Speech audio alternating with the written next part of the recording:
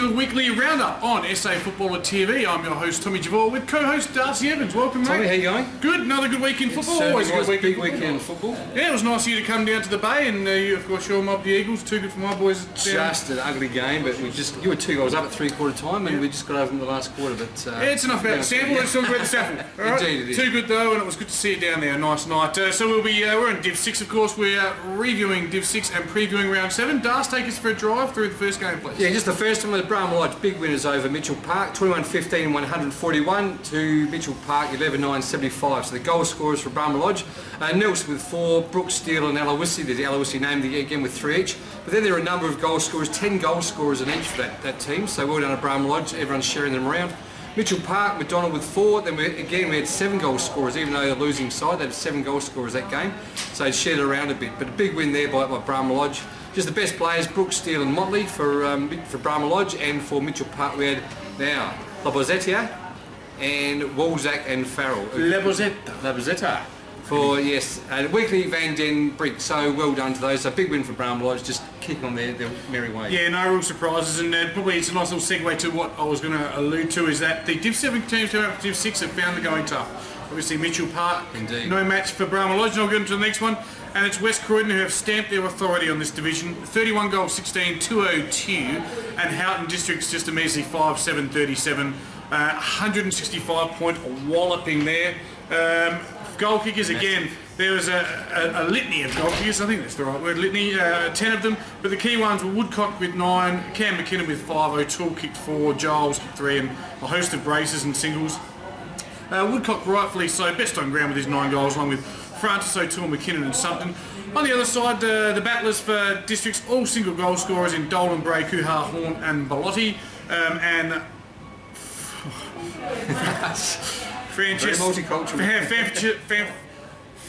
Francisidis.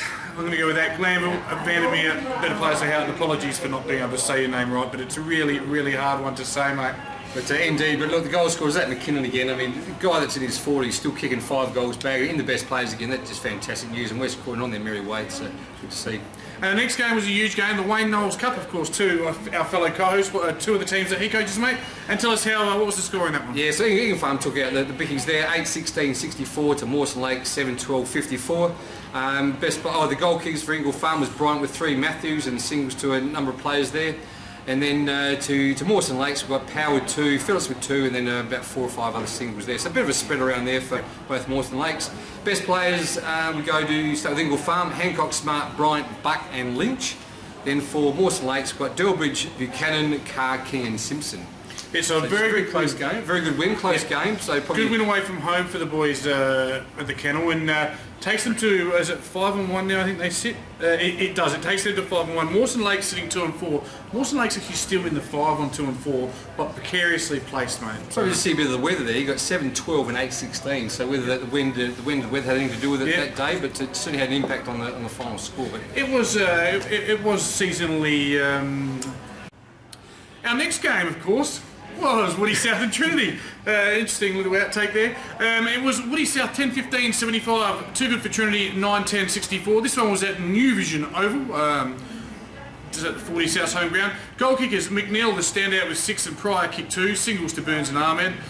Pierce, McNeil, Daly, Burns and Percy with better players for Woody South. Whilst for the losers, at Trinity, it was Perry with 3 and Cotter kicked 2, a host of singles, while Russack, McPhail and and Hall were the better players. Interesting one there. McNeil kicking 6, second best. I reckon, and I could be wrong, I'm only saying this, I think he played at Gazer last year, previously a Woody South guy, went to Gazer, played at a higher level, he's come back, and obviously the year up in Div 2 has done very well for him. He's come back probably a better player, and helping Woody South out. Obviously, got back relegated last year, back into the winning team again. So well done to Woody South there. They come back this year after their relegation last year. As you can see, I don't mind seeing that. Yeah, absolutely. So we always support these clubs that go down. You do feel a bit sorry for them. They are doing well this year. But see, a number of points are getting kicked, as we have seen a few games this round as well. So we'll head to the next round. So we've got next game. Yeah, Adelaide Lutheran. 12-10-82 defeating Fitzroy 11-9-75, so again 10 points and 9 points. Now our fellow co-hosts who we haven't seen on the show yet, Mickey Emmett, Kim Hillard, things were looking grim at Adelaide Lutheran, 0-4, but they've strung a couple of wins together now. just making their way, and they find themselves percentage outside the 5, so they have turned their season Very around. well. Absolutely. Tell us how it happened, mate. Yeah, so the goal scorers got Hilliard with 4, Coing with 2, and then the singles to about 6 or 7. Actually, there's about 8 players there for the goal scorers. Share them around a bit for only the 12 goals. Fitzroy, Piglassi, Picasilli with 3, Leak with 3, and then singles to 4 or 5 other players. So again, they're spreading around a bit on a sort of a wet and ugly day. Best players for LA Lutheran: Moose, Coing, Richardson, Black, and Gilliard. And best players for Fitzroy is Avery, Smith, Renwick, and Leak. They've only picked 4 best players there, so obviously they weren't happy with the loss. Fair enough. We'll get on to the leading goal kickers. We are a third of the way through the season, and you could probably just jump the ladder up for me, mate. It's Timmy Aloisi with 29, Hooscock Woodcock with 23 from West Croydon after a big 9 on the weekend. Sharing the spoils was Cam McKinnon on 21. Nate McDonald from Mitchell Park, of course, with 21, and Cotter from Fitzroy with 17.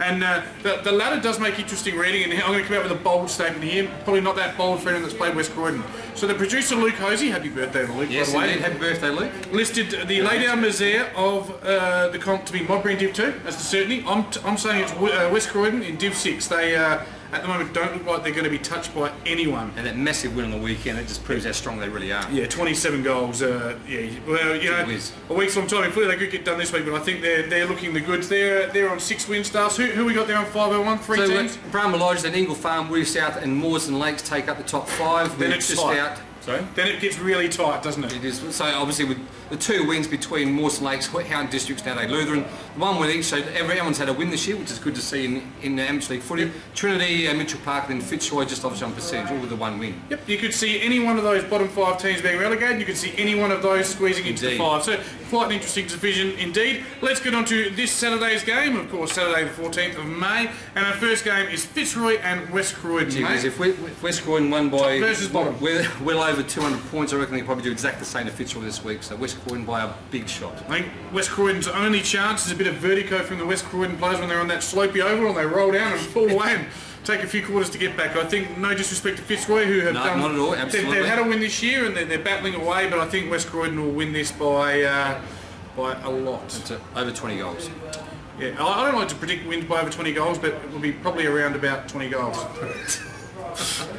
Houghton need to bounce back after getting absolutely brained last week by the aforementioned West Croydon. They're taking on Mawson Lakes at home. 4-point game almost. Mawson Lakes need to win to stay in. They certainly are. They're on equal wins. Yep. So equal wins for their 5th and 6th. So anyone goes back in the 5 after this Saturday.